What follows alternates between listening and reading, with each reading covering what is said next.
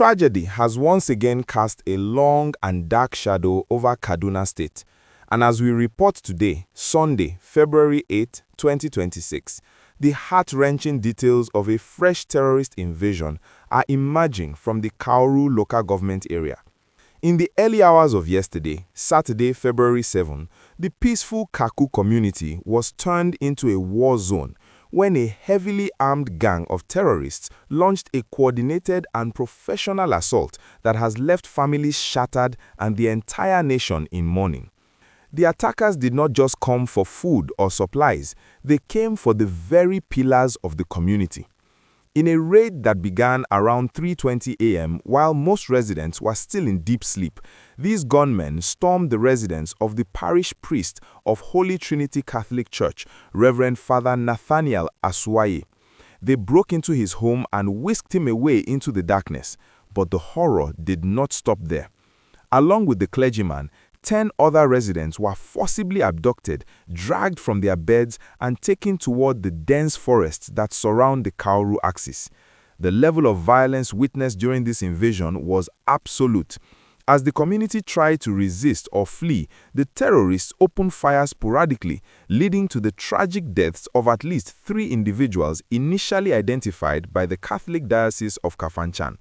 We are talking about Mr. Jacob Danazumi, Mr. Maitala Kaura, and Alhaji Kusari, 3 men whose lives were cut short in an instant. However, more recent reports coming in this morning suggest the carnage may be even worse.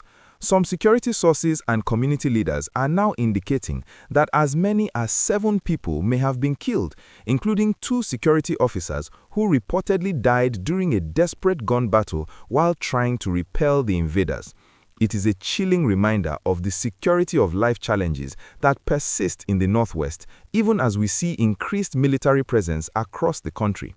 The Catholic Diocese of Kafanchan, through its Chancellor, Very Reverend Fr Jacob Shanet, has expressed profound sadness over the abduction of Fr Asuwaye. They have described the incident as a calculated invasion by evildoers and have called on all men and women of goodwill to join in urgent prayers for the safe return of the priest and the 10 others. This attack feels like a heavy blow, especially coming just days after the state celebrated the rescue of 172 worshippers who had been held captive since January. It seems that for every step forward we take in security, these bandit groups find a way to strike at the heart of our religious and social institutions, creating a social trust deficit that is becoming harder to bridge. Now, while the security agencies have launched a massive manhunt and cordoned off the area to track down the kidnappers, the people of Karku are left in a state of shock and fear. We are hearing reports of families sleeping in the bush or fleeing to neighboring towns like Sabonwuse because they no longer feel safe in their own homes. This is the reality of the security tax being paid by our rural producers.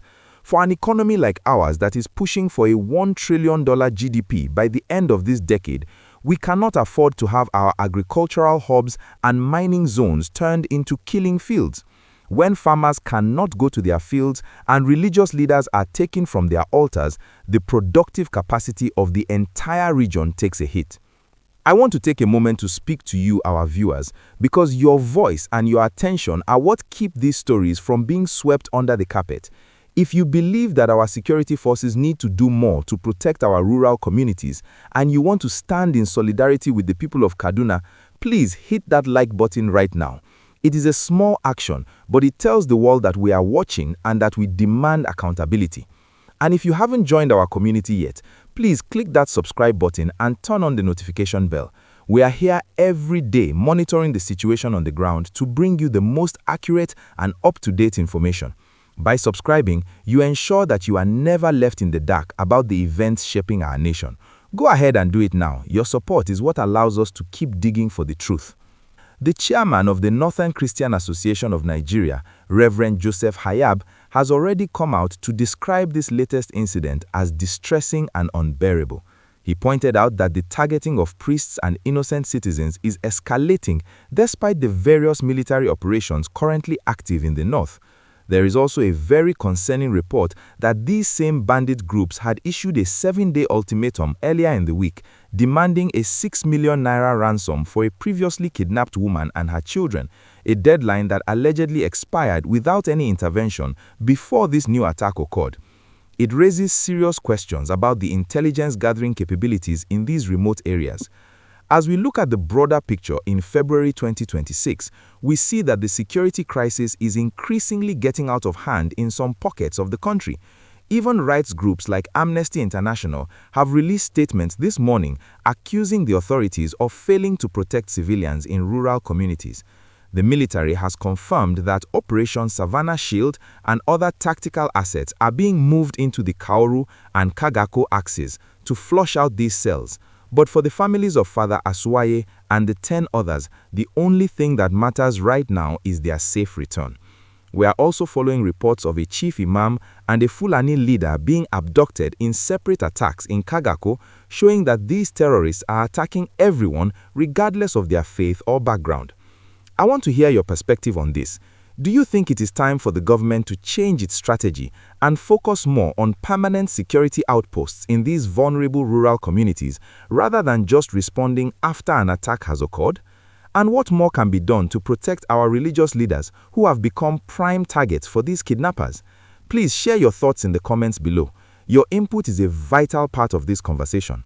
As always, remember to like this video and subscribe so you don't miss the update on the rescue operation.